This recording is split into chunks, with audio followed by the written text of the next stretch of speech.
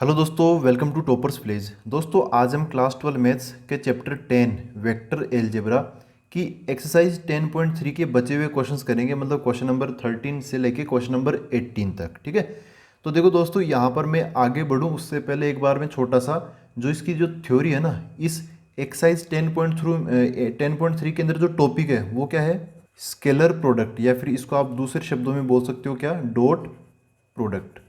कि हमें दो वेक्टर्स को मल्टीप्लाई करना है। प्रोडक्ट मतलब मल्टीप्लाई करना। स्केलर प्रोडक्ट बोलो या फिर डॉट प्रोडक्ट बोलो, बात एक ही है। डॉट इसलिए बोलते हैं क्योंकि यहाँ पे ए वेक्टर डॉट बी वेक्टर वो मल्टीप्लाई है ना, वो उसकी जगह हम लगाते हैं डॉट का साइन। डॉट मतलब हम इनको प्रोडक्ट कर रहे हैं। इसका मीनिंग क्या है? इसका मीनिंग ये है कि ये मिलेगा हमें ए वेक्टर का मॉडुलस मतलब मैग्नीट्यूड, बी वेक्टर का मैग्नीट्यूड, और यहाँ पे कोस थीटा। ठीक है, कोस थीटा। ये थीटा क्या चीज़ है? ये थीटा सिंपल सी बात है कि ए वेक्टर ऐसे जा रहा है, बी वेक्टर ऐसे जा रहा है, तो इनके बीच का जो एंगल है ना, ये अपना थीटा होता है। ठीक है, तो अच्छा, इसको हम स्केलर प्रोडक्ट क्यों बोलते हैं? क्योंकि इसका जो आंसर आता है ना, ए का मैग्नीट्यूड, बी का मैग्नीट्यूड और कोस थीटा, यहाँ पर कहीं पर भी वेक्टर फिर बचता नहीं है, आंसर स्केलर ही होता है, इसलिए इसका नाम पड़ा है स्केलर प्रोडक्ट। ठीक है, इसमें और कोई छोटी मोटी चीज़ें हैं वो उनका मैं रिवीजन करवा देता हूँ। जब दो वेक्टर परपेंडिकुलर होते हैं ना, परपेंडिकुलर, तब उनका डॉट जीरो बनता है, क्योंकि आपको पता है डॉट प्रोडक्ट में फॉर्मूला में क्या आता है, कोस थीटा आता है। तो परपेंडिकुलर हो जाएगा तो वो थीटा की वैल्यू क्या हो जाएगी, 90 डिग्री हो जाएगी। उसके बाद में देखो, ये एक इंपॉर्टेंट चीज़ है, जब आप ए वेक्टर को ए वेक्टर से ही डॉट कराते हो, तब ए वेक्टर और ए वेक्टर के बीच में एंगल क्या होगा, ऑब्वियसली 0 डिग्री होगा, है ना। तो ए वेक्टर तो उसका डॉट प्रोडक्ट क्या हो जाएगा, ए का मॉडुलस मतलब मैग्नीट्यूड, ए का मैग्नीट्यूड, और यहाँ पर कोस जीरो कितना होता है, 1 होता है।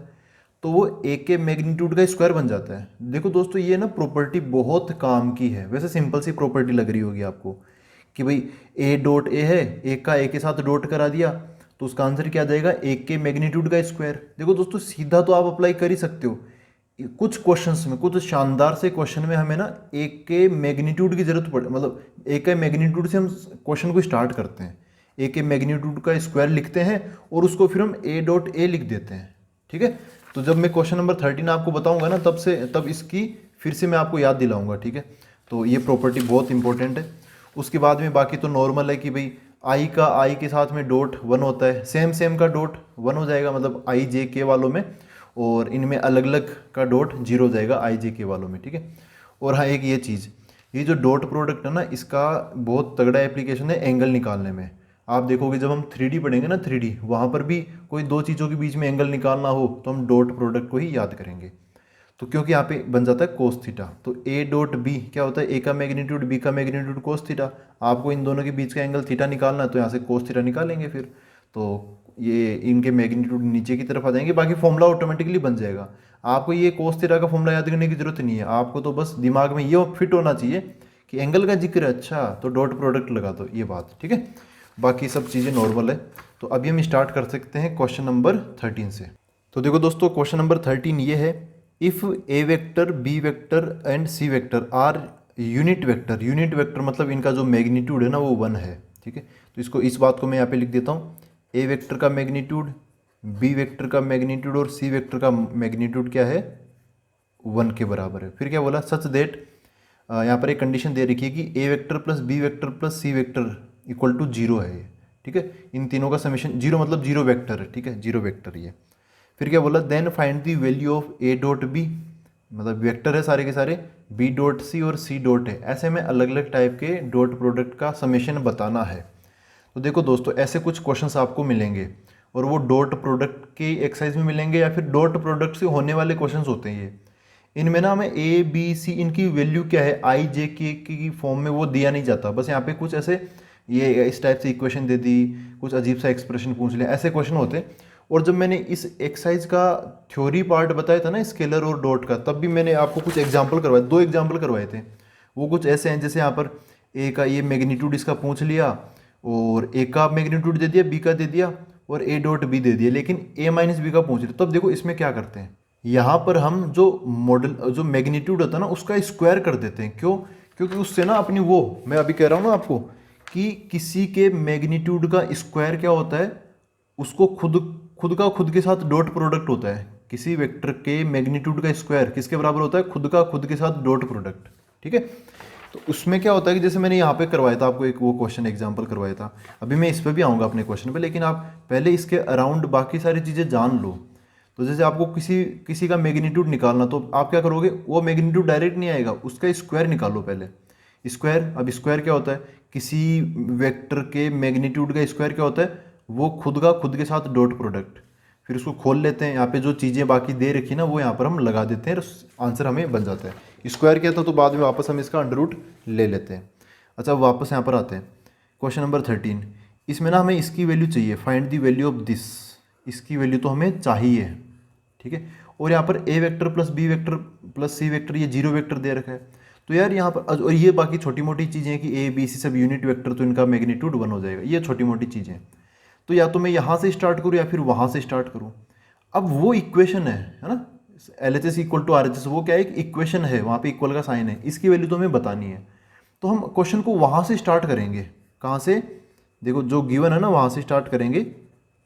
गिवन क्या है वो लिख रहा हूँ मैं यहाँ पर, कि A vector plus B vector plus C vector equal to zero vector. अब यार यहाँ से हम यहाँ पर कैसे पहुँच सकते हैं, यहाँ से यहाँ तक कैसे पहुँच सकते हैं। तो आपको बस एक वो चीज़ हिंट मतलब दिमाग में स्ट्राइक करना चाहिए, क्या, वो 9th क्लास वाला फॉर्मूला, कौन सा, A plus B plus C का होल स्क्वायर, क्या होता है ये, A square plus B square plus C square plus twice of A B plus B C plus C A. ये कुछ फॉर्मूला आपने पढ़ा होगा, है ना। अब देखो ये A plus B plus C, ऐसी कुछ कुछ यहाँ पे दे रखा है, A vector B vector C vector, इनका समेशन। और यहाँ पर A B plus B C plus C A, ऐसा कोई पैटर्न यहाँ पर पूछा जा रहा है ना। तो हमें किसका स्क्वायर करना पड़ेगा, इसका, नहीं नहीं नहीं नहीं, हमें इसका स्क्वायर करना पड़ेगा, इसका स्क्वायर मतलब इसका स्क्वायर, ठीक है। अब देखो यार वेक्टर वाली चीज़ों का हम ऐसे ही स्क्वायर नहीं कर देते हैं, वेक्टर वाली चीज़ों में हम ऐसे ऐसे नहीं कि हाँ भाई वेक्टर दिख रहा है स्क्वायर करना कर दो, ऐसे नहीं करते यार। यहाँ पर आप प्रॉपर तरीके से करेंगे। प्रॉपर तरीका क्या कहता है कि किसी भी कोई वेक्टर है एक्स वेक्टर, उसका जो मैग्नीट्यूड का स्क्वायर होता है ना वो क्या होता है, X vector dot x vector होता है, जैसा कि मैं आपको बार बार बोल रहा हूँ, ठीक है। क्योंकि यहाँ पर एक्स का एक्स के साथ ही डॉट क्या हो जाएगा, एक्स के मैग्नीट्यूड का स्क्वायर। तो आप इसको उल्टा भी बोल सकते हो, एक्स के मैग्नीट्यूड का स्क्वायर बराबर एक्स डॉट एक्स, ठीक है।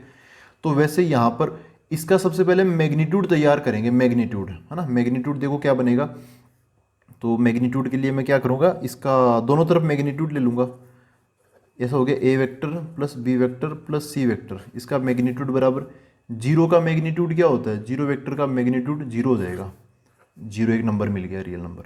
अब मैं देखो यहाँ पे स्क्वायर कर दूंगा, है ना, स्क्वायर। तो यहाँ पर मैं स्क्वायर कर दूंगा तो क्या बन जाएगा, A vector plus B vector plus C vector के मैग्नीट्यूड का स्क्वायर बराबर जीरो का स्क्वायर जीरो हो जाएगा। अच्छा, कि कोई वेक्टर है एक्स वेक्टर, उसके मैग्नीट्यूड का स्क्वायर का मतलब वो उसका खुद के साथ ही डॉट प्रोडक्ट। तो यहाँ पर ये जो वेक्टर है ना ये अंदर वाला, इसका हम खुद के साथ ही डॉट करा देंगे। तो A vector plus B vector plus C vector का खुद के साथ ही डॉट प्रोडक्ट, तो यहाँ पर भी A vector plus B vector plus C vector बराबर जीरो, ठीक है। वही वाला मैंने यहाँ पे तरीका लगा दिया। अब हम क्या करेंगे, ब्रैकेट वगैरह खोल लेंगे, मतलब यहाँ पर ए प्लस बी प्लस सी का होल स्क्वायर ही बनेगा, लेकिन वो उस टाइप से लिखना मत, क्योंकि चलो यहाँ तो डॉट है तो बन जाएगा, लेकिन जब हम अगला वो प्रोडक्ट पढ़ेंगे ना, वेक्टर प्रोडक्ट, तब ऐसी चीज़ें मतलब गलत बना देती है क्वेश्चन को। तो आप पहले से हैबिट को ना सही रखो। यहाँ पर जब भी आपको वेक्टर से मल्टीप्लाई करना ना, तो एकदम तसल्ली से कर सकते हो, हमें सफिशिएंट टाइम मिलता है इस चीज़ के लिए, और स्टेप मार्किंग भी होती है, तो डायरेक्ट कूदना मत। पहले मैं इस ए वेक्टर को इसके तीनों के साथ मल्टीप्लाई कर लूँगा, तो ए डॉट ए आ जाएगा, ए डॉट ए आ गया, फिर ए डॉट बी आ गया, फिर ए डॉट सी, तो ए डॉट सी आ जाएगा।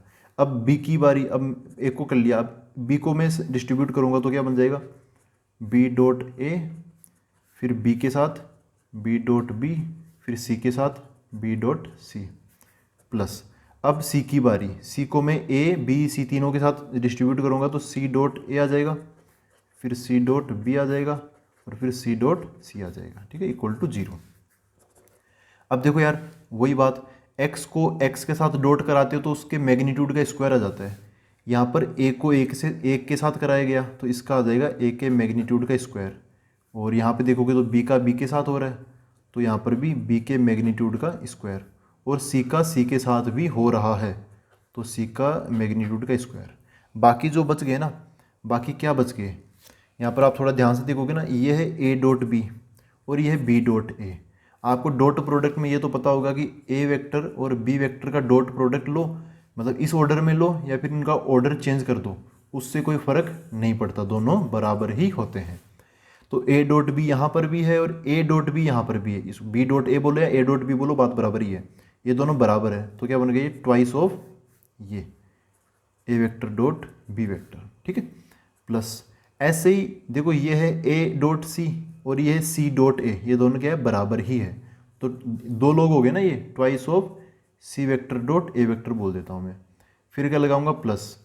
अब कौन बच गया, हाँ एक तो ये बच गया है ना, ये चीज़, और एक ये चीज़, ये है बी डॉट सी, ये सी डॉट बी, बात तो एक ही ना। तो ये twice of B dot C बन गया।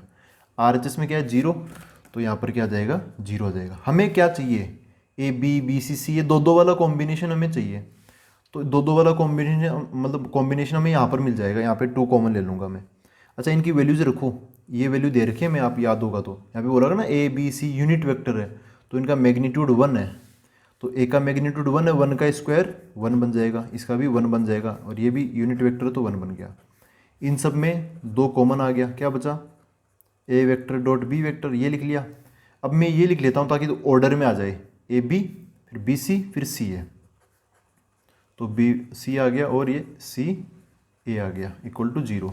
1 1 1, ये कितना हो गया, 3 3 उधर की तरफ जाएगा तो क्या बन जाएगा, -3, और है ना, ये 3 उधर की तरफ चला गया, यहाँ से हट गया, उधर जाके क्या हो गया, -3।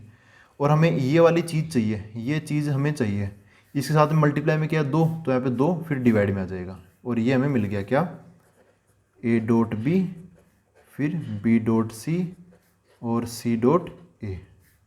ठीक है दोस्तों, तो इस टाइप से हम करते हैं, बहुत शानदार क्वेश्चन होते हैं ये ऐसे क्वेश्चन में तो मेरे को मज़ा आता है जिनमें हमें मैग्नीट्यूड का स्क्वायर करना पड़ जाता है। तो आप भी समझ सकते हो ऐसे क्वेश्चंस में। हिंट में बता देता हूँ क्या होता है हिंट। ऐसे क्वेश्चंस में आपको ना ए बी सी ऐसे वेक्टर्स की वैल्यू नहीं दी जाएगी, वो आई जे के उसके रूप में नहीं दी जाएगी। फिर यहाँ पर कुछ न कुछ मैग्नीट्यूड का हिंट दे दिया जाएगा कि A B C unit vector है, या फिर इनका अगर यूनिट वेक्टर नहीं तो इनका मैग्नीट्यूड अलग से दे दिया जाएगा। ठीक है, और उसके साथ में कुछ और कंडीशंस होगी, जैसे ये दे दिया और कुछ अजीब सी चीज़ पूछ ली जाएगी। ऐसे होते हैं इनके क्वेश्चंस। तो उसमें हम जो चीज़ दे रखी ना उसका स्क्वायर, मैग्नीट्यूड का स्क्वायर कर देते हैं और फिर ये प्रॉपर्टी लगा देते हैं, फिर अपने आप ये फ्लो चलता चला जाएगा। ठीक है, ऑटोमेटिकली क्वेश्चन चलता चला जाएगा। ठीक है, ये था क्वेश्चन नंबर 13। अब देखते हैं नेक्स्ट क्वेश्चन। देखो दोस्तों, ये है question number 14। If either vector A vector equal to 0 vector और B vector equal to 0 vector, then A vector dot B vector equal to 0। यहाँ पर ए वेक्टर को 0 हो गया है, फिर बी वेक्टर खुद 0 वेक्टर बन गया है ना, या फिर आइदर और लगा हुआ है, तो ए इन दोनों का जो डॉट होगा ना वो 0 बन जाएगा, इनमें से अगर एक भी 0 वेक्टर हुआ तो। But the converse need not be true, मतलब इसका जो उल्टा स्टेटमेंट होगा ना, देखो उल्टा मतलब क्या, यहाँ पर इफ़ लगा है और यहाँ पर देन लगा है ना, अगर ऐसा है तब ऐसा होगा, ये तो एक सीधा सीधा स्टेटमेंट हो गया। कन्वर्स में क्या होता है, ये जो देन के बाद वाला है ये अब इफ़ के पास आ जाएगा, और जो इफ़ के पास वाला है वो देन के बाद लग जाएगा, तो वो ऐसा हो जाएगा if this then either this equal to 0, ऐसा ऐसा है ना। Justified your answer with an example, तो इसका तो ना बहुत तगड़े तरीके से आपको समझाऊंगा। देखो क्या है, आप इसको ना ऐसा समझ सकते हो कि ऐसा समझो कि ये ऐसा कुछ पाइप का सिस्टम है, ऐसे ऐसे है ना, ये थोड़ा ऐसे समझ लो, ये इधर से कुछ ऐसे पाइप वाइप है, कनेक्शन ऐसा है कुछ है ना, ऐसे। तो ये इस रास्ते क्या हो रहा है, इस रास्ते अपनी ये कंडीशन है, ये वाली कंडीशन इस रास्ते जा रही है। क्या है ये कंडीशन कि either A vector equal to 0 और बी वेक्टर इक्वल टू 0, या तो ए वेक्टर 0 वेक्टर होगा, 0 वेक्टर, या फिर बी वेक्टर 0 वेक्टर होगा। उससे क्या होगा, उससे हमें जैसे यहाँ पे कोई पानी की बूंद है वो ये गिरेगी तो इधर की तरफ ही आएगी ना, तो उससे क्या मिलेगा, उससे हमें ये मिल जाएगा क्या कि A vector dot B vector बराबर 0 है ना। यहाँ से हमें क्या मिल जाएगा, A vector dot B vector बराबर 0। ठीक है, अगर ए 0 हुआ वेक्टर 0 वेक्टर, या फिर बी 0 वेक्टर हुआ, तो उन दोनों का डॉट प्रोडक्ट 0 मिल ही जाएगा। ठीक है, लेकिन क्या यहाँ तक कोई पानी आ रहा है तो उसका एक ही रास्ता नहीं, ये दूसरा रास्ता भी है, मतलब ए डॉट बी 0 बन रहा है, इसका एक ही रास्ता है क्या, नहीं, यहाँ पर दूसरा रास्ता भी। वो दूसरा रास्ता क्या है, दोनों को किसी को भी 0 होने की ज़रूरत नहीं है, ये दूसरा रास्ता ये कहता है कि अगर ये परपेंडिकुलर वेक्टर्स होंगे, समझो कि ए वेक्टर यहाँ है और बी वेक्टर यहाँ पर है, अगर ये इवन परपेंडिकुलर भी होंगे ना, तब भी क्या होगा, तब भी ये ऐसे इनका दोनों का डॉट प्रोडक्ट क्या हो जाएगा, जीरो बन जाएगा। ठीक है, ऐसे। तो अब देखो, अब जब हम वापस लौटते हैं ना, इधर क्या हुआ, जब ये कंडीशन होगा तब भी ए डॉट बी बराबर जीरो, ये कंडीशन होगी तब भी ए डॉट बी बराबर जीरो। ऐसा समझ लो, इधर से आप पानी डालोगे वो भी नीचे आएगा, इधर से पानी डालोगे वो भी नीचे आएगा। लेकिन जब हम नीचे वाले पानी को गर्म करेंगे, तब जो भाप बनेगी ना, भाप जो वेपर वेपर जो बनेगी, वो इधर भी जा सकती है या फिर इधर भी जा सकती है। ठीक है, यही यहाँ पे बोलना चाह रहा है। ये एक ऐसा स्टेटमेंट दे रखा है कि भाई ऐसा होगा तो ऐसा होगा। जब हम इसको उल्टा करेंगे, कन्वर्स मतलब उल्टा, तो क्या जब ए डॉट बी बराबर जीरो होगा तो हम इधर ही पहुंचेंगे क्या? नहीं, हम इधर भी पहुंच सकते हैं। समझ गए ना, ये एक छोटी सी बात है। तो आई होप ये आप समझ गए होंगे, क्योंकि मैंने सब कुछ चीज़ें क्लियर कर दी। अब हमें ना हमें थोड़ा स्टेटमेंट से लिखना पड़ेगा, स्टेटमेंट के तरीके से। तो यहाँ पर पहला स्टेटमेंट क्या है? पहला स्टेटमेंट ये है, इफ़ यहाँ पे लगा हुआ है, इफ़, फिर ये बाकी चीज़ आ जाएगी सेम टू सेम। मैं यहाँ पे लिख देता हूँ, either vector A vector equal to zero और B vector equal to zero, है ना, ये यहाँ पे लिख दिया मैंने। फिर क्या लगा है? फिर यहाँ पर लगा है देन। देन के बाद में क्या लिखा है? A dot B equal to zero, मतलब A vector dot B vector equal to zero, है ना। ये अपना गिवन स्टेटमेंट है। ये क्या है? गिवन स्टेटमेंट है। अब हम इसके कन्वर्स स्टेटमेंट की बात करते हैं। किसकी? कन्वर्स स्टेटमेंट की बात करते हैं। ये बीच में थोड़ा काटापीटी होगी, ठीक है। तो कन्वर्स स्टेटमेंट में क्या होगा, यहाँ पर देन के, ये उल्टा हो जाएगा ना, उल्टा हो जाएगा। देन के बाद क्या लिखा हुआ है? ये ए डॉट बी, ये लग जाएगा इफ़ के साथ। इफ़ ये क्या, ए वेक्टर डॉट बी वेक्टर बराबर जीरो, फिर देन आएगा, और देन के बाद क्या लग जाएगा? इधर इफ़ के साथ क्या था, ये चीज़ थी ना, वो यहाँ पर लग जाएगी। क्या? Either vector A vector equal to zero और B vector equal to zero, है ना। ये इसका क्या हो गया? कन्वर्स स्टेटमेंट हो गया। क्या ये चीज़ ट्रू है? नहीं, ये ट्रू नहीं है, दिस इज फॉल्स, है ना। ये यही वही बात होगी कि आप यहाँ से आपको वापस वो जो भाप बनेगी ना, पानी को गर्म करेंगे तो वो इधर ही जाएगी, ये बात गलत है। वो भाप उधर भी जा सकती है। ठीक है, तो देखो इसको हम कैसे समझ सकते हैं। यहाँ पर एग्जाम्पल से इसमें बोला कि justify your answer with an example. Example देके बता देते हैं भाई, चलो ठीक है, मान लेते हैं। तो यहाँ पर ऐसा ले लेते हैं, ये वाला रास्ता क्या है, हमें ये बताना है कि पानी इधर भी जा सकता है ना, भाप इधर भी जा सकती है। तो ये वाला रास्ता कुछ ऐसा एग्जाम्पल लूँगा जो कि इधर ये इसको सेटिस्फाई ना करे, इसको सेटिस्फाई कर जाए।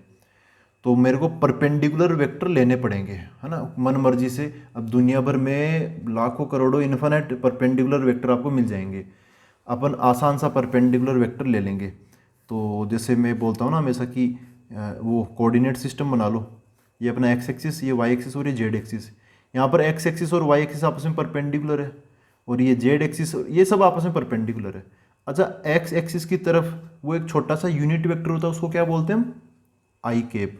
और वाई एक्सिस की तरफ जो छोटा सा यूनिट वेक्टर होता है उसको क्या बोलते हैं हम? जे कैप, है ना। अब ये आई कैप जे कैप आपस में परपेंडिकुलर है, तो मैं ए वेक्टर जो ना, ए वेक्टर उसको ले लूँगा आई कैप, और जो बी वेक्टर है इसको क्या ले लूँगा मैं, सॉरी जीरो नहीं, जे कैप। ठीक है, तो अब देखो इनका मैं क्या कराऊंगा, डॉट। तो ए डॉट बी बराबर क्या हो जाएगा? I cap dot J cap, ऐसा हो जाएगा। Equal to I cap dot J cap, आप सबको बताइए इसकी वैल्यू क्या बनती है? जीरो। तो देखो दोस्तों, यहाँ पर ए डॉट भी जीरो हो गया, ये पहले वाली कंडीशन यहाँ पर बन रही है ना। ए डॉट भी क्या हो गया? जीरो। यहाँ पर भी ए डॉट भी क्या हो गया? जीरो हो गया। तो देन क्या हम ये कंक्लूजन निकाल सकते हैं क्या? जब ए डॉट बी बराबर जीरो होगा तो क्या हम ये कंक्लूजन निकाल सकते हैं कि ए वेक्टर जीरो वेक्टर होगा या फिर बी वेक्टर जीरो वेक्टर होगा? यहाँ पर है क्या ए वेक्टर जीरो वेक्टर? यहाँ पर ए वेक्टर जो है वो आई कैप है, जो कि जीरो नहीं है, जीरो वेक्टर नहीं है ये। और यहाँ पर जो बी वेक्टर है वो भी क्या है? वो जे कैप है, ये भी जीरो वेक्टर नहीं है। ठीक है, तो इस तरीके से आप बोल सकते हो कि दिस इज़ फॉल्स। ये हमने एग्जाम्पल लेके भी बता दिया, मैंने आपको ये डायग्राम बना के भी बता दिया। आप इजीली अब किसी भी तरीके से आप इसको आंसर को मतलब अपने तरीके से मैनिपुलेट कर सकते हो। ये स्टेटमेंट क्या होता है? फॉल्स होता है। ठीक है दोस्तों, अब हम देखते हैं नेक्स्ट क्वेश्चन। देखो दोस्तों, ये है question number 15। If the vertices A B C of a triangle A B C are 1,2,3, ये अपना ए पॉइंट है, ये बी पॉइंट और ये सी पॉइंट है respectively, then find angle A B C में बताना है। तो ऐसे क्वेश्चन में आप एक डायग्राम तो बना लो, रफ डायग्राम ही बना लो भले, लेकिन बनाओ ज़रूर। तो समझो कि यहाँ पर ए है, यहाँ पर बी और ये सी है। ए के कोऑर्डिनेट क्या है ये 1,2,3। बी के कोऑर्डिनेट क्या है ये -1,0,0 ये हो गया। सी के कोऑर्डिनेट्स क्या है 0,1,2। ठीक है दोस्तों, तो हमें ना ये वाला एंगल बताना है, एंगल ए बी सी, ये वाला एंगल हमें बताना है ए बी सी। इसको मैं बोल देता हूँ थीटा, हमें ये थीटा एंगल बताना है। अब देखो, जब भी एंगल का जिक्र हो ना कि हमें ये एंगल बताना हो, तो आपको हमेशा क्या याद करना चाहिए, डॉट प्रोडक्ट को याद करना चाहिए। ठीक है, डॉट प्रोडक्ट से हम आसानी से कोई भी एंगल वो निकाल सकते हैं। तो यहाँ पर आप थोड़ी डायरेक्शन की ध्यान रखना कि जैसे हमें ना ये एंगल चाहिए, जैसे मैं बोलता हूँ कि भाई डॉट प्रोडक्ट का फॉर्मूला क्या होता है, A vector dot B vector. इसमें ए वेक्टर का मैग्नीट्यूड, बी वेक्टर का मैग्नीट्यूड, और ये आता है कोस थीटा। यहाँ पे जो थीटा होता है ना, थीटा, वो उसमें क्या होता है कि ए वेक्टर बी वेक्टर ऐसे इस एक पॉइंट से ना, जहाँ से ये स्टार्ट हो रहे हैं वहाँ से बाहर की तरफ निकल रहे होते हैं, तब यहाँ पे बीच में थीटा बनता है। तो आपको बीच में जो थीटा बनाना ना, उसके लिए भी ये बी पॉइंट से है ना, बी पॉइंट पर, बी पॉइंट से आपको ये वेक्टर को बाहर निकालना है। मतलब ये वेक्टर बी से सी की तरफ जाना है, सी से बी की तरफ मत आना। ठीक है, और ऐसे बी से ए की तरफ जाना है ऐसे। ठीक है, तो हमें ये बीच वाला एंगल मिल जाएगा फिर ऐसे करोगे तो यहाँ पर सबसे पहले ये तो पता करें कि यार ये बी ए वेक्टर आखिरकार होगा क्या, है ना। हमें क्या निकालना है, सबसे पहले बी ए वेक्टर ये निकालना है। और जब भी जैसे यहाँ पर बी के कोऑर्डिनेट दे रखे हैं -1,0,0 और ए के कोऑर्डिनेट्स क्या है 1,2,3, और हमें कोई बी ए वेक्टर निकालना हो, एक पॉइंट से दूसरे पॉइंट तक जाना हो ऐसे, है ना, बी ए वेक्टर, तब हम क्या लगाते हैं, फाइनल माइनस इनिशियल, है ना। जहाँ पे ख़त्म हो रहे हैं वो माइनस जहाँ से स्टार्ट हो रहे हैं वो, ऐसा बनता है। तो देखो यहाँ पर क्या होगा, सबसे पहले मैं लिखूंगा, वैसे मैं चाहूँ तो जो बी का जैसे कोऑर्डिनेट दे रखा ना ये, इसको मैं पोजीशन वेक्टर में कन्वर्ट कर सकता हूँ। जैसे ए के कोऑर्डिनेट क्या है 1,2,3, तो ए का पोजीशन वेक्टर क्या हो जाएगा, इस एक्स कोऑर्डिनेट के साथ आई कैप लगा दो, वाई के साथ जे कैप लगा दो, और जेड के साथ के कैप लगा दो, और तीनों को जोड़ दो, आई कैप प्लस 2 जे कैप प्लस 3 के कैप। ठीक है, लेकिन उतना लेंदी क्यों करे, आपको पता ही है अपना क्वेश्चन कुछ और है, एंगल निकालना। तो आप ये जो छोटी मोटी चीज़ें ना, ये आप डायरेक्ट कर लो, कोई कहने वाला नहीं, कोई रोकने टोकने वाला नहीं है ना। तो यहाँ पर देखो फाइनल माइनस इनिशियल। अब फाइनल कौन है, मैं निकाल रहा हूँ बी ए वेक्टर। तो बी से चालू हुआ, ए पे खत्म हुआ, तो फाइनल कौन हो गया ए, और इनिशियल कौन हो गया ये। तो फाइनल माइनस इनिशियल करूँगा, सबसे पहले एक्स कोऑर्डिनेट्स का अंतर आ जाएगा, तो इसका 1 माइनस इसका -1, तो 1 माइनस -1, तो वो 1 + 1 बन जाएगा। और ये एक्स कोऑर्डिनेट वाला था तो इसके साथ आई कैप आ गया। फिर मैं वाई कोऑर्डिनेट वाला लगाऊंगा और जे कैप लिखूंगा, फिर जेड कोऑर्डिनेट वाला और यहाँ पे के कैप आ जाएगा। तो देखो यहाँ पर जे कैप के साथ में क्या आएगा, वाई कोऑर्डिनेट वाला। तो फाइनल कौन है ए, माइनस इनिशियल कौन है बी। तो ए का वाई कोऑर्डिनेट 2 और बी का है 0, तो यहाँ पे बन जाएगा 2 - 0। ऐसे ही ए का जेड कोऑर्डिनेट 3 है और इसका क्या है 0, तो 3 - 0। इसको थोड़ा बहुत सिंप्लीफाई कर लो, 1 + 1 2 आई कैप हो गया, 2 - 0 2 जे कैप हो गया, और 3 ये के कैप हो गया। बी ए वेक्टर निकाल लिया। अच्छा बी सी वेक्टर भी निकाल लो, बी सी वेक्टर। अच्छा बी सी वेक्टर में सी हो गया फाइनल और बी हो गया इनिशियल, तो अब मेरे को सी माइनस बी करना पड़ेगा। तो यहाँ पर भी वही आई कैप वाला, फिर प्लस जे कैप वाला, फिर बाद में लास्ट में के कैप वाला।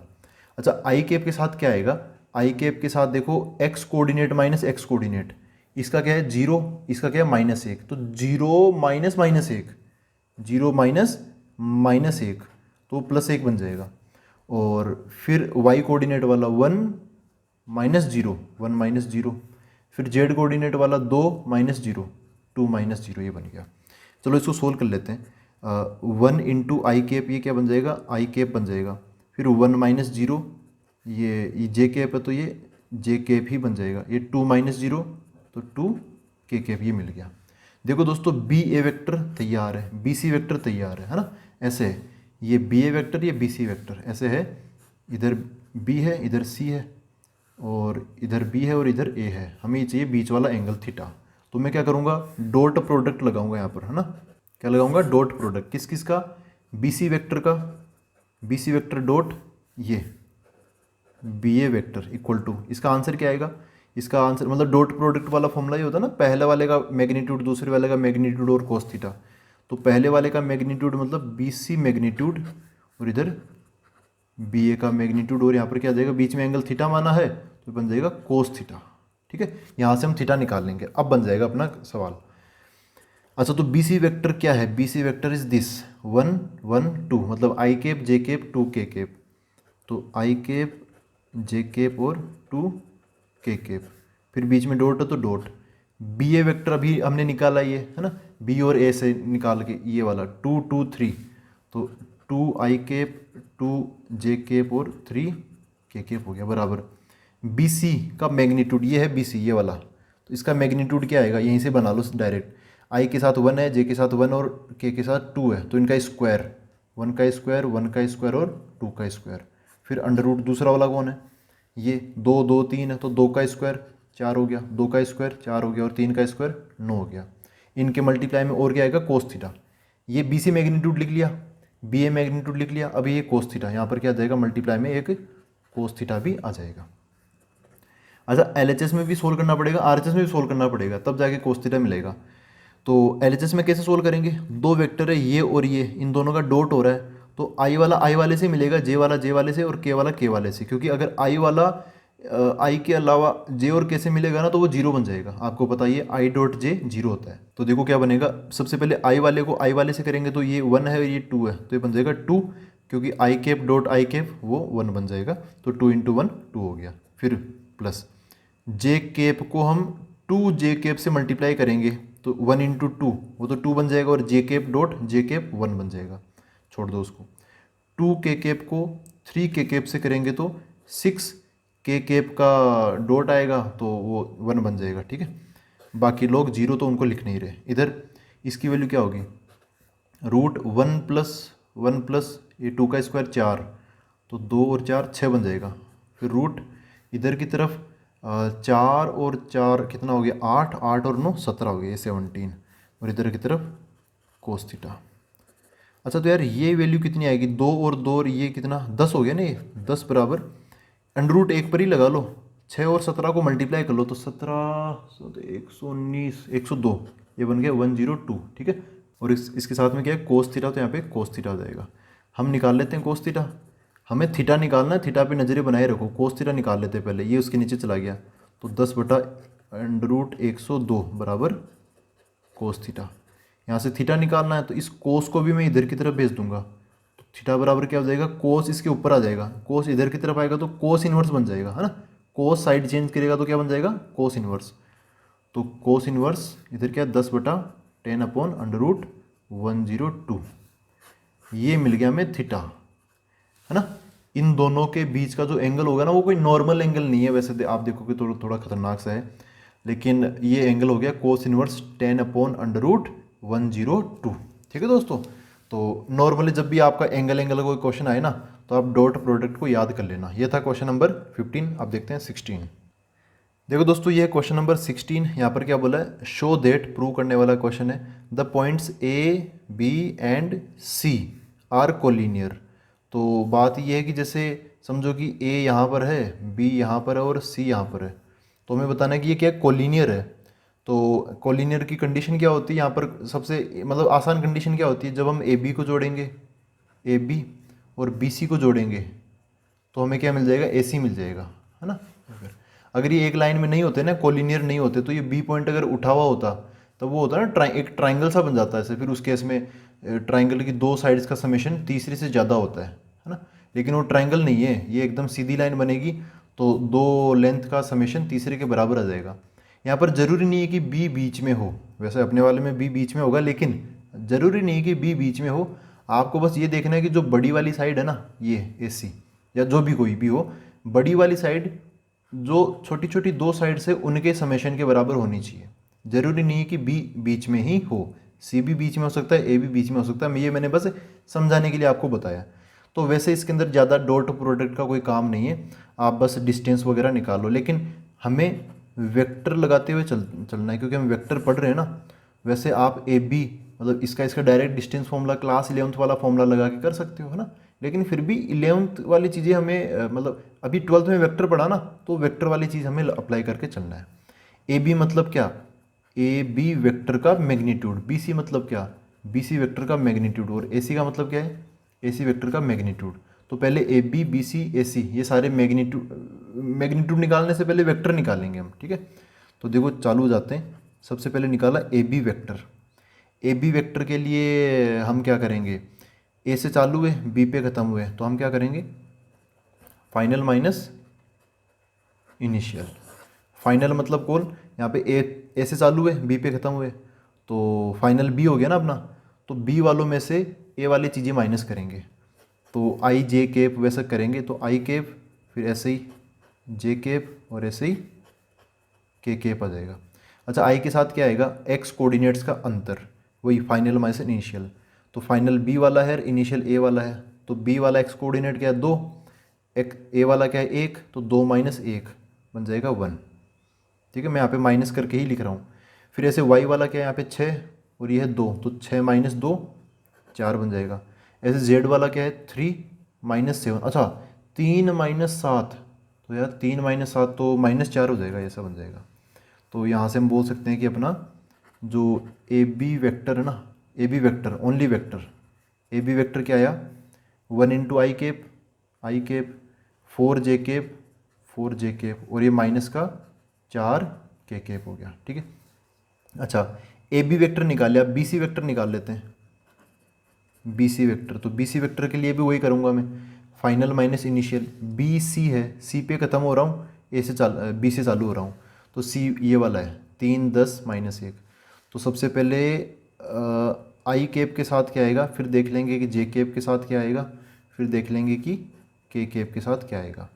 तो आई केप के साथ क्या है, एक्स कोऑर्डिनेट्स का अंतर, बी सी वेक्टर ना, तो सी वाला माइनस बी वाला ऐसे करेंगे हम। तो इसका एक्स कोऑर्डिनेट है 3 और बी वाला है 2, तो 3 माइनस 2 ये बन जाएगा 1।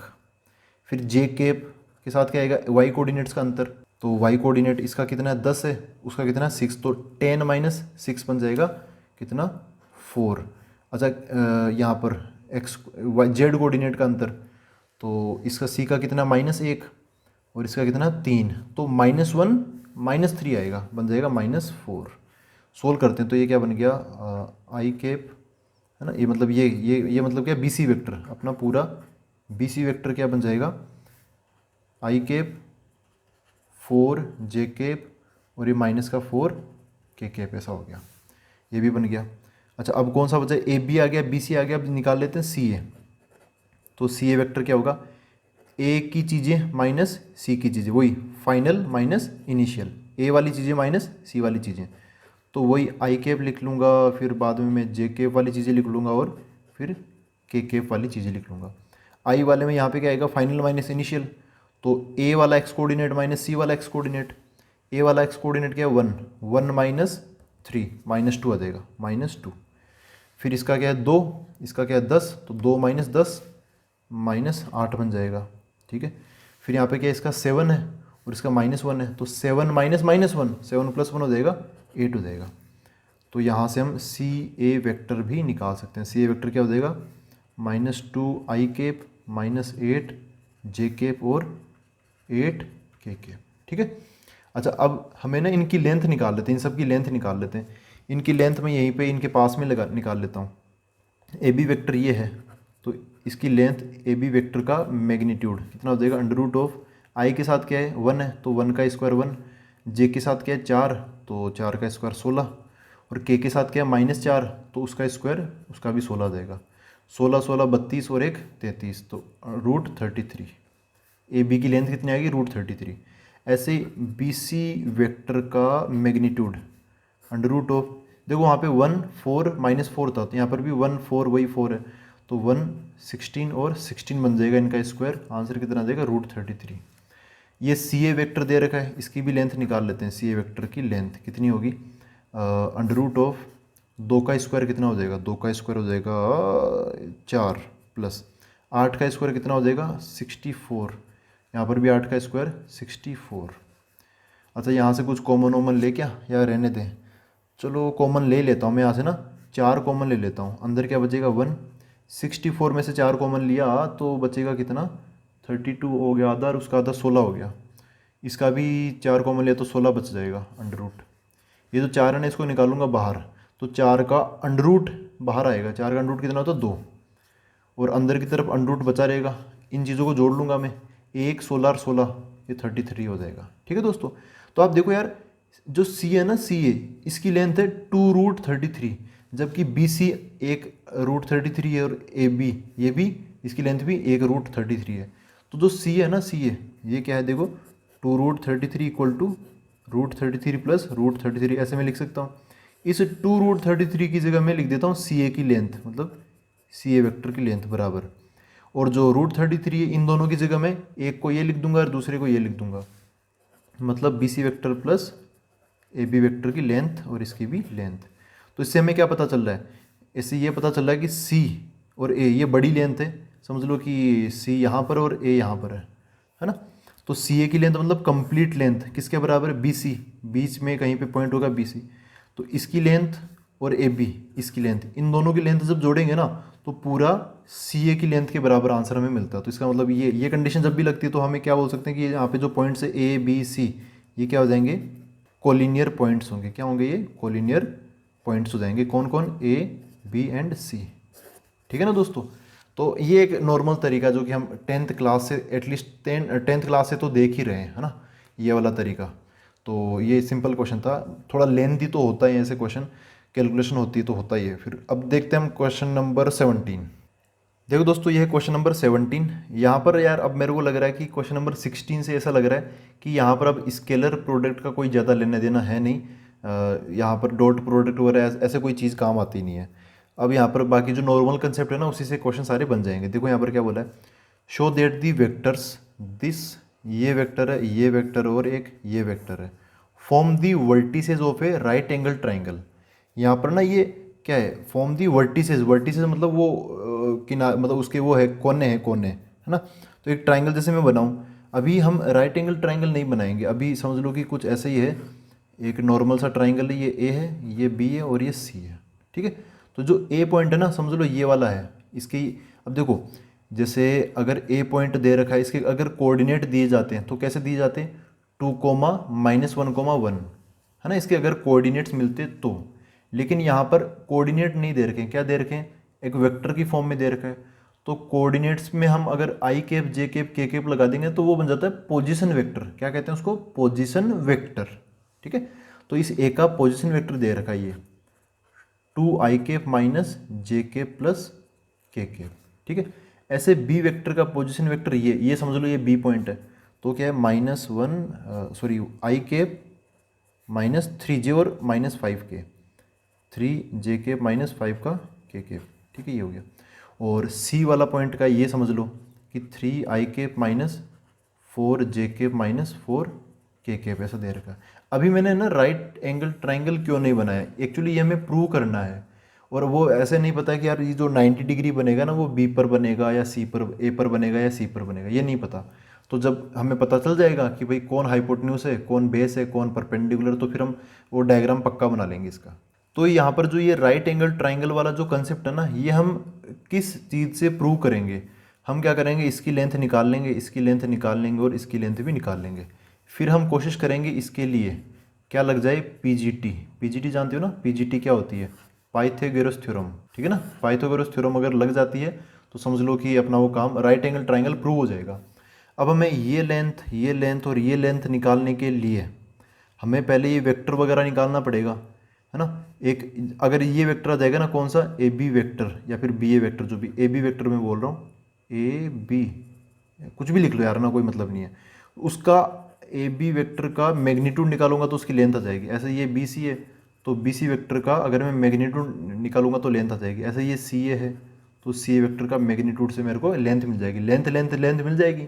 फिर देख लेंगे पाइथागोरस थ्योरम में किसी एक का स्क्वायर बराबर बची हुई का स्क्वायर का समेशन होता है कि नहीं होता, ऐसे। ठीक है, तो पहले वेक्टर तो निकालो। तो सबसे पहले मैं निकाल रहा हूँ ए बी वेक्टर, और ए बी वेक्टर कैसे निकालूंगा, वही अपना फाइनल माइनस इनिशियल हो ना, ये वाला कंसेप्ट में लगाऊंगा। अब ए बी वेक्टर है, बी पे खत्म हो रहा है, बी अपना फाइनल पॉइंट हो गया और ए अपना स्टार्टिंग का पॉइंट हो गया। तो बी वाली चीज़ें यहाँ आएगी माइनस ए वाली चीज़ें यहाँ आएगी। बी वाली चीज़ें क्या है, ये आई कैप माइनस 3। एक बार मैं स्टार्टिंग के लिए लिख रहा हूँ लेकिन बाद में हम फास्ट तरीके से कर लेंगे। एक बार ये बी वाली चीज़ यहाँ पे लिख लो, क्या है, आई कैप माइनस ये 3 जे कैप माइनस 5 के कैप माइनस ए वाली चीज़ यहाँ पर आ जाएगी। ए वाला जो पोजीशन वेक्टर है वो क्या है, 2 आई कैप माइनस जे कैप प्लस के कैप। ठीक है, अब आई वालों में से आई वाली ही चीज़ें माइनस होती है, तो आई वाले का कोएफिशिएंट क्या बन जाएगा, यहाँ पर आई वाला कितना 1 है, यहाँ पर कितना है 2, लेकिन बाहर की तरफ माइनस है ना, तो 1 माइनस 2 वो बन जाएगा -1, तो माइनस आई कैप हो गया। यहाँ पे -3j है और यहाँ पे माइनस माइनस ये प्लस का j है, तो -3 प्लस का 1 माइनस का 2j हो जाएगा। -5 और ये माइनस और ये k ये प्लस का, तो -5 -1 ये बन जाएगा माइनस का 6 के कैप। ठीक है दोस्तों, ऐसे हमने कर लिया। ए बी वेक्टर आ गया। अब अगला वेक्टर कौन सा, बी सी वेक्टर निकाल लेते हैं, बी सी वेक्टर। तो बी सी वेक्टर के लिए जो सी वेक्टर की चीज़ें हैं वो पहले आएगी माइनस बी वेक्टर की चीज़ें बाद में आएगी। तो सी वाली चीज़ें मतलब ये 3 आई कैप माइनस 4 जे कैप माइनस 4 के कैप माइनस सी वाला लिख लिया हमने आगे, फाइनल माइनस इनिशियल। इनिशियल क्या है, बी वाला, तो बी वाला ये आ जाएगा I cap minus 3 J cap minus 5 के कैप। ठीक है, तो इनको सोल्व किया जाए तो आई वाली चीज़ें माइनस कर लो, 3i माइनस आई बन जाएगा 2i। यहाँ पे -4j, यहाँ पे -3j, तो प्लस का 3j हो जाएगा और माइनस का 4j कितना हो जाएगा, माइनस का j हो जाएगा। माइनस का 4k है और यहाँ पे माइनस माइनस प्लस का 5k है, तो 5 माइनस 4 प्लस का k कैप आ जाएगा। बी सी वेक्टर आ गया, ये लेंथ आ गई। अच्छा लेंथ तो अभी निकाल लेंगे, सी ए वेक्टर और निकाल लो। सी ए वेक्टर तो क्या होगा, फाइनल माइनस इनिशियल। फाइनल है ए पॉइंट का पोजीशन वेक्टर क्या है, ये वाला 2 -1 और 1, तो यहाँ पे आ जाएगा 2 आई कैप माइनस जे कैप प्लस के कैप। ये ए का हमने लिख लिया। अब लिख लेते हैं हम सी वाला। तो सी वाला कौन है, ये 3 आई कैप माइनस 4 जे कैप माइनस 4 के कैप। अच्छा सोल्व करते हैं, तो आई वाले में से आई वाला माइनस हो जाएगा, 2 माइनस 3 तो माइनस का आई कैप। फिर जे वाला देख लो, -j और इधर -4j, तो ये प्लस का 4 हो गया और यहाँ पे माइनस का 1, ये बन जाएगा 4 - 1 3 हो जाएगा, प्लस का 3j ऐसा बन जाएगा। अब के वाला, तो यहाँ पे प्लस का 1 के है और यहाँ पे -4, तो प्लस का 4 इधर है और प्लस का 1 यहाँ पे, तो प्लस का 5 के कैप ऐसा बन जाएगा। ठीक है, ए बी वेक्टर मिल गया, बी सी वेक्टर मिल गया, सी ए वेक्टर मिल गया, है ना। वेक्टर तो हमें सारे मिल गए। अब हम निकाल लेते हैं यहाँ पर इनकी लेंथ निकाल लेते हैं, मतलब ए बी वेक्टर की लेंथ, इसका मैग्नीट्यूड। तो देखो क्या होगा, ये ए बी वेक्टर ये रहा आपके सामने, इसका मैग्नीट्यूड क्या होगा, आई के साथ क्या -1, तो -1 का स्क्वायर, जे के साथ क्या -2, तो -2 का स्क्वायर, और के साथ क्या -6, तो -6 का स्क्वायर। तो क्या बन जाएगा, √ऑफ -1 का स्क्वायर हो या +1 का हो, आंसर तो प्लस में ही आएगा, तो ये 1 बन जाएगा, 2 का स्क्वायर 4 हो जाएगा और 6 का माइनस तो प्लस ही होगा वैसे 36 बन जाएगा। तो ये 40 और 1 41 आ गया, √41। ठीक है, अब मैं निकाल लेता हूँ बी सी वेक्टर, ये ना दूसरी साइड की लेंथ निकाल लेता हूँ, ये इसका मैग्नीट्यूड। तो देखो क्या बन जाएगा, √ऑफ 2 का, अब डायरेक्ट ही लिख लो स्क्वायर, 2 का स्क्वायर 4 -1 का स्क्वायर 1, और यहाँ पर जो के कैप है तो उसका कोएफिशिएंट 1 है, तो 1 का स्क्वायर 1 बन जाएगा, तो 4 1 1 ये बन जाएगा √6। अब सी ए वेक्टर, इसकी लेंथ निकाल लेते हैं। तो देखो सी ए वेक्टर ये वाला है -1 आई कैप, तो आई कैप के साथ जो -1 है ना उसका स्क्वायर 1 बन जाएगा, 3 जे कैप तो 3 का स्क्वायर 9 आ जाएगा, 5 के कैप तो 5 का स्क्वायर 25 आ जाएगा। तो रूट, अब देखो यहाँ पर 25 और ये हो गया 10, 25 35 हो गया ये। ठीक है दोस्तों, तो यहाँ पे सबसे बड़ी जो लेंथ है वो क्या है, ये है √41। हमें क्या प्रूव करना है, राइट एंगल ट्राइंगल, है ना, 90 डिग्री हो, तो उसमें क्या होता है, राइट एंगल ट्राइंगल में ऐसा होता है यहाँ पे 90 डिग्री के सामने वाली जो साइड होती है ना वो हाइपोटेन्यूज, उसकी लेंथ सबसे ज़्यादा होती है। तो यहाँ पर सबसे बड़ी लेंथ इसकी है √41 ये, क्योंकि बाकी तो रूट में छोटे नंबर है, तो ये हाइपोटेन्यूज का काम कर सकती है साइड। अभी हम देखेंगे क्या होगा। तो मैं इसका स्क्वायर करता हूँ, √41 का स्क्वायर कितना होता है 41। तो क्या इस √41 का स्क्वायर मतलब इस साइड का स्क्वायर इन दोनों के स्क्वायर के समेशन के बराबर है। क्या ये √41 सॉरी ये √41 का स्क्वायर 41, इसके स्क्वायर मतलब 6 और इसके स्क्वायर मतलब 35, क्या ये बराबर है? हाँ बिल्कुल बराबर है। देखो 35 और 6 को जोड़ोगे ना आप तो आपको 41 मिल जाता है ना। 35 + 6 41 ही तो होता था, तो ये बात सही होगी। तो इस 41 को अब मैं वापस ऐसा रूप दे देता हूँ √41 जैसा, तो 41 को क्या लिख लूँ मैं? √41 का स्क्वायर बराबर 6 को क्या लिख लूँ मैं? √6 का स्क्वायर प्लस ये 35 को क्या लिख लूँ मैं? √35 का स्क्वायर। ठीक है, √41 ये किसकी लेंथ है? ये ए बी की लेंथ है, तो यहाँ पे आ जाएगी ए बी वेक्टर लगा के मैग्नीट्यूड लगा के चलो लिख लो, वैसे कुछ भी नहीं लगाते तो भी चल जाता, बराबर √6 क्या है? ये है बी सी, तो बी सी के वेक्टर का स्क्वायर ऐसे बन गया प्लस और √35 क्या है? ये वाला सी ए, तो सी ए वेक्टर के मैग्नीट्यूड का स्क्वायर ये बन गया। तो आप समझ पा रहे हो ना। अच्छा यहाँ पर हाइपोटेन्यूज कौन हो गया? ये हो गया हाइपोटेन्यूज, है ना। हाइपोटेन्यूज ये हो गया ए बी। तो अगर जैसे मैं ऐसे राइट एंगल ट्राइंगल बनाऊँ तो ए यहाँ पर और बी यहाँ पे रख दूंगा तो सी पॉइंट फिर यहाँ पे बन जाएगा, ठीक है ना। तो सी पॉइंट इस बार वो 90 डिग्री वाला राइट एंगल वाला पॉइंट होगा। तो ऐसा पाइथागोरस थ्योरम है ना, यहाँ पर पीजीटी ट्रू हो रही है, इसलिए हम बोल सकते हैं कि हाँ ये जो ए बी सी है ना, ये जहाँ पर ये वर्टिसेस दे रखे हैं ये एक राइट एंगल ट्राइंगल फॉर्म करते हैं, है ना। तो आप यहाँ पे बाकी सारी चीज़ें लिख सकते हो। तो ये था question number 17 right angle triangle का। अब हम देखते हैं क्वेश्चन नंबर 18। देखो दोस्तों ये है क्वेश्चन नंबर 18, इस एक्सरसाइज का लास्ट क्वेश्चन। यहाँ पर क्या बोला है?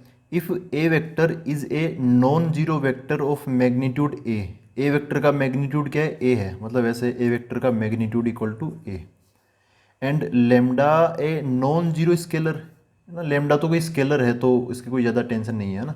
लेमडा क्या यहाँ पे स्केलर है, ठीक है, कोई ना कोई नंबर होगा, ये जीरो नहीं है, नॉन जीरो है। फिर क्या बोला है? Then lambda A vector is unit vector if, यहाँ पे फिर 4 ऑप्शन दे रखे हैं, इफ़ के बाद में यहाँ पे 4 ऑप्शन दे रखे हैं। यहाँ पे लेमडा ए वेक्टर ना एक यूनिट वेक्टर है। क्या बोला? लेमडा ए वेक्टर ये कैसा? एक यूनिट वेक्टर। तो कोई वेक्टर अगर यूनिट वेक्टर है तो उसका जो मैग्नीट्यूड होगा ना, उसका मैग्नीट्यूड वो कितना होता है? 1 होता है। यूनिट मतलब 1, यूनिटी मतलब 1। तो यहाँ पर क्या हम इसी कंडीशन के अकॉर्डिंग यहाँ पे मैं क्या लिखूँगा मैथमेटिकली? ये यूनिट वेक्टर है तो इसका जो मैग्नीट्यूड होगा वो कितना होगा? 1 होगा, ठीक है। अब मैं यहाँ पे मैग्नीट्यूड ये एक यहाँ पे जो लेमडा ना, लेमडा तो एक स्केलर है, स्केलर मतलब कोई रियल नंबर है, 1 2 3 4 5। अब यार लेमडा ना नेगेटिव भी हो सकता है, -1 -2 -3 कुछ भी हो सकता है ना। लेमडा क्या है? स्केलर, स्केलर मतलब ये बिलोंग्स टू आर है, बस यहाँ पर ये जीरो नहीं होना चाहिए, ठीक है। R-0 ऐसे है, जीरो नहीं होना चाहिए, अभी बोला नॉन जीरो। तो लेमडा ना नेगेटिव पॉजिटिव कुछ भी हो सकता है। जैसे ये जो मैग्नीट्यूड है ना ये वाला, मैं इस लेमडा को बाहर निकालूंगा तो लेमडा बाहर आके लेमडा का मॉडुलस लग जाएगा। यहाँ पर ये तो है मैग्नीट्यूड, क्या ये मैग्नीट्यूड, जब लेमडा अलग हो जाएगा तो उसका हो जाएगा मॉडुलस, नेगेटिव को पॉजिटिव बनाने वाला। अभी मैं बताता हूँ ऐसा क्यों करते हैं। और यहाँ पर जो ए वेक्टर है तो ए वेक्टर का यहाँ पर मैग्नीट्यूड बना रहेगा इक्वल टू इधर की तरफ 1 है। अब देखो यार RHS में 1 है, 1 इज ए पॉजिटिव नंबर, और यहाँ पर ए वेक्टर का मैग्नीट्यूड है ये भी पॉजिटिव होता है, तो लेमडा भी पॉजिटिव होना चाहिए। अब लेमडा खुद पॉजिटिव है कि नहीं वो हमें पता नहीं, लेमडा स्केलर है, हाँ कुछ कोई ना कोई रियल नंबर होगा, लेकिन पॉजिटिव नेगेटिव वो नहीं पता, इसलिए लेमडा पर क्या लगा रहेगा? वो मॉडुलस लगा हुआ रहेगा, ठीक है। अच्छा यहाँ पर क्या बोल रखा है कि ए वेक्टर का जो मैग्नीट्यूड है वो ए है ना, ए वेक्टर का मैग्नीट्यूड ए है, तो मैं ए वेक्टर के मैग्नीट्यूड की जगह ए रख दूंगा तो क्या बन जाएगा? लेमडा का मॉड इंटू ए वेक्टर का मैग्नीट्यूड ए हो गया बराबर 1, ठीक है। तो ऐसा कोई ऑप्शन है क्या? ऐसा तो हमें दिख नहीं रहा। लेमडा की वैल्यू 1 मिले, लेमडा की वैल्यू माइनस मिले, ऐसा भी कुछ नहीं है। हाँ ए बराबर लेमडा का मोड या फिर ए बराबर 1 लेमडा का मोड, ऐसा कुछ बन सकता है। यहाँ पर देखो ए की वैल्यू निकाल लेते हैं, यहाँ पे आपको दिख रहा ना, यहाँ से मैं ए की वैल्यू निकाल लूँगा यहाँ से, तो ए को यहीं पे रखो, ए और लेमडा मल्टीप्लाई में, तो ए को यहीं रखो, लेमडा उधर जाके डिवाइड में हो जाएगा, तो क्या बन जाएगा? 1 लेमडा, ये मॉडुलस भी उसके साथ चला जाएगा। ये अपना एक करेक्ट आंसर होगा। यहाँ पर आप लेमडा का मॉडुलस मत छोड़ देना, मॉडुलस लगा हुआ रहेगा, ठीक है दोस्तों। वही बात होगी यार, लेमडा की वैल्यू आप -3 रख के देख लो, तो -3 का फिर वो +3 ही आंसर निकलता, तो मॉडुलस अभी पता नहीं, तो फिर हम मॉडुलस लगा के चलते हैं। तो ए बराबर 1/λ, ये कौन सा ऑप्शन सही हो गया यहाँ पर आप देखोगे तो डी ऑप्शन सही हो गया। ठीक है, तो करेक्ट ऑप्शन इज डी। ठीक है दोस्तों, तो ये थी दोस्तों अपनी एक्सरसाइज 10.3। आई होप इसके सारे क्वेश्चंस आपको अच्छे से समझ में आए हैं। इसमें स्केलर प्रोडक्ट डिस्कस हुआ है। अब जब अगली एक्सरसाइज देखेंगे तो उसमें हम कौन सा वेक्टर प्रोडक्ट आएगा। ठीक है, वो तो मतलब वो भी काफ़ी आसान है, इसके तरह ही है वो। तो अब हम मिलते हैं अगले वीडियो के अंदर। Thank you very much.